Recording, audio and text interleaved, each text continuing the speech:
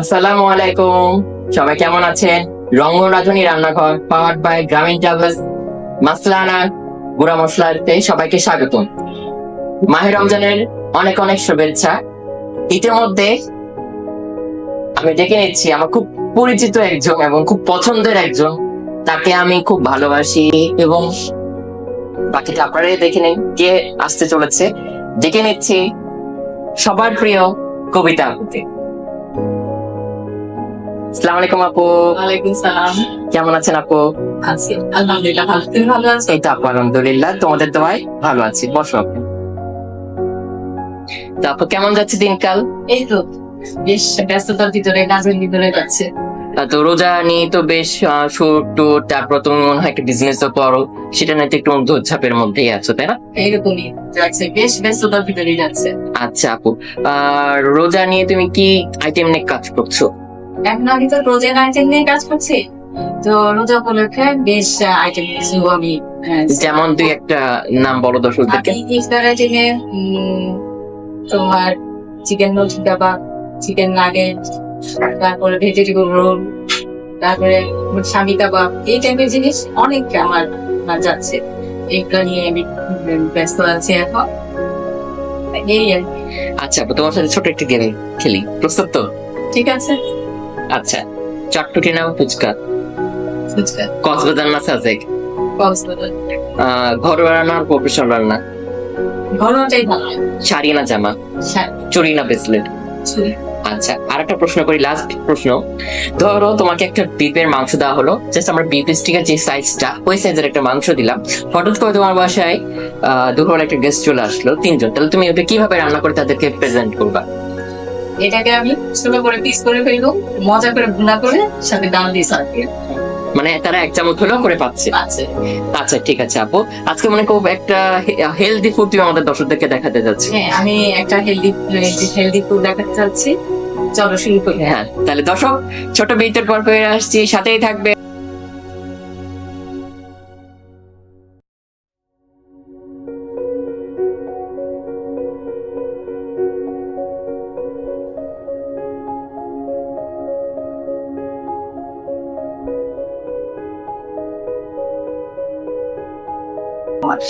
দর্শক বিরতির পর ফিরে আসলাম রঙ্গনাথনী রান্নাঘরে।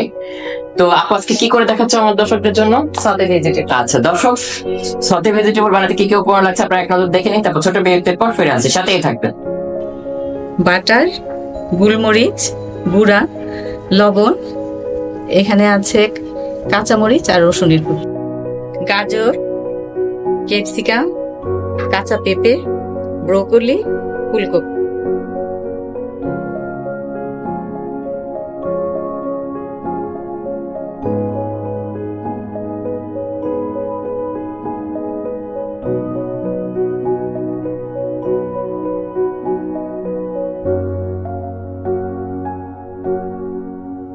দর্শক আপনারা তো ইতিমধ্যে দেখে নিয়েছেন আমাদের সতে ভেজিটেবল বানাতে কি কি উপকরণ লাগছে। তা চলো আপু আমরা শুরু করি তাহলে। ঠিক আছে, চুলাটা অন করে গরম হলে আমি বাটার দিয়ে দেব। আচ্ছা আপু, তোমার ছেলে তোমার হাতে কোন আইটেমটা বেশি পছন্দ করে ইফতারির সময়? ইফতারির সময় চিকেনের আইটেম গুলো খুব বেশি পছন্দ করে। আর এমনি ছুটির দিনে? ছুটির দিনেও এক এক দিন এক এক রকম খায়, তো একটু ফাস্ট ফুডই ওর পছন্দ। Like that chicken fry, French fry, চাপ, তন্দুরি, এই টাইপের। তাছাড়া ওই যে চিকেনের নাগেট, এই এরকম ও এক এক দিন এক একটা। তো এটা একটু মেল্ট হয়ে গেলে আমি রসুন কুচি আর কাঁচামরিচ। আপু তোমার রান্না শুরু যাত্রাটা কত সাল থেকে? আমি মূলত রান্না করছি বিয়ের পর থেকে। ও আজ থেকে 20 বছর আগের কথা। তখন থেকে সংসার শুরু হয়েছে আর আমার রান্নার শুরু হয়েছে। আপু আমাদের তো এর মধ্যে বাটারটা গরম হয়ে গেছে, এখন আমরা কি করব? এখন আমি রসুন কুচি আর কাঁচামরিচ কুচি দেব। এটা কিন্তু বেশি ভাজা যাবে না। আপনি আমরা কতখানি নিলাম? এই হাফ চা চামচ করে। ওকে আপু, আমাদের রোজা নিয়ে যদি একটু টিপস এন্ড ট্রিক দিতে। আসলে রোজা, সারাদিন রোজা রাখার পরে এরকম একটু কিছু খেলে ভালো হয়, যেটা আমাদের জন্য মানে শীতলতা আনে, ঠান্ডা। এইদিকে চিয়া সিড, হুম। টক দই, লেবুর রস দিয়ে যদি শরবতটা খাওয়া হয়, হুম। এটা কিন্তু শরীরের জন্য ভালো। আর নিজে এটাই মানে খেতে উচিত। আচ্ছা আপু, আমরা কি ভেজিটেবল গুলা বয়েল করে নিয়েছি, লাইক দ্যাট? ভেজিটেবল গুলো যেমন ফুলকপি আছে, এখানে ব্রোকলি আছে, ওগুলোকে আমরা একটু হালকা বয়েল করে বয়েল নিয়েছি। করে নিয়েছি, হ্যাঁ। এখন আমি একে একে সবগুলো সবজি দিয়ে দিই। একটা সুন্দর এরোমা বের হয়েছে। বাটার একটা সুন্দর অ্যারোমা আসছে। হ্যাঁ, রসুন আর বাটারের একটা সুন্দর এরোমা আসে একসাথে। আচ্ছা, আমি একে একে দিয়ে নিচ্ছি। আগে আমি বাটারটা দিব। হুম। তুমি আমাকে হেল্প করতে পারো। অবশ্যই অবশ্যই আপু।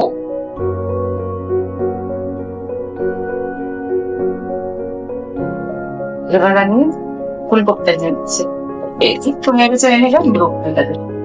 আপু, আমরা এখানে কি কি ভেজিটেবল দিয়ে করতে পারি, যে স্পেসিফিক এই ভেজিটেবলটা দিয়ে আমাদের এই সতে ভেজিটেবলটা টেস্ট লাগবে? এটা হাতের কাছে থাকা সব ধরনের সবজি তুমি দিতে পারো। এটাতে বরবটি যোগ করতে পারবা তুমি। এই তো যে পেঁপে যেগুলো দিয়েছে এগুলো দিয়েই ভালো লাগে। সাথে বরবটিটা দিলে বেশ ভালো লাগে। এখন আমি ক্যাপসিকাম দিয়ে দিচ্ছি।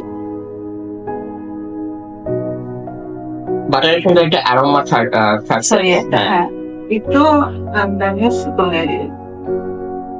আচ্ছা, এবার আমি পেঁপেটা দিয়ে দিচ্ছি। সবশেষে আমি ক্যাপসিকামটা দিয়ে দিচ্ছি। আমরা পেঁপেটা কি একটু হালকা বয়েল করে নিয়েছি? সবগুলাই বয়েল করে নিয়েছি, শুধু ক্যাপসিকাম বাদে। ঠিক আছে, আমি ক্যাপসিকামটা দিয়ে দিই। এটা আমরা এরকম কতক্ষণ সাথে করবো?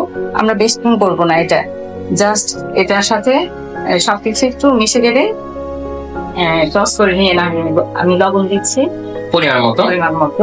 স্বাদ অনুযায়ী লবণটা দিতে হবে। আমি এখানে সব মিলে হয়তো আমি 1.5 চামচের মতো দিয়েছি। এখন আমরা কি বয়েল করার সময় লবণ দিয়েছিলাম একটু? সামান্য লবণ দিয়েছিলাম, ততক্ষণ একটু নিচেই দিতে হবে। তো এখানে আমি একটু গোলমরিচের গুঁড়ো দিয়ে দিচ্ছি।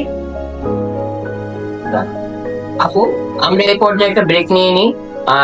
এটা আমরা কিভাবে মিক্স করলাম, সব কালার গুলো কিরকম লাগছে, আমাদের লুকটা আমাদের একমাত্র দেখে নিই। তারপর প্লেটিং এবং প্রস্তুত প্রণালী সব ভরপুর দেখে আমরা লাস্টের পর্বে, এন্ডিং এর পর্বে সাথে ফিরে আসছে, সাথে এটা।